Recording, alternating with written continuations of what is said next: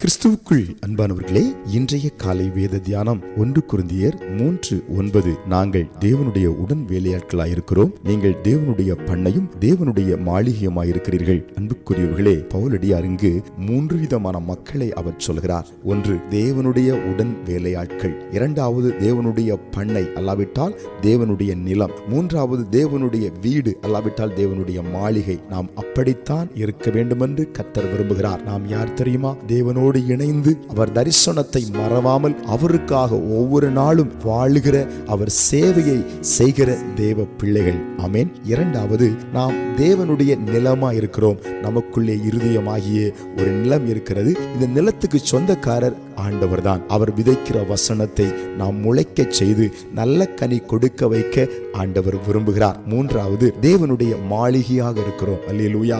மாளிகையிலே மனமகிழ்ச்சி உண்டு, தேவனுடைய ஆராதனை உண்டு, தேவனுடைய வல்லமை உண்டு, தேவனுடைய மகிமை உண்டு.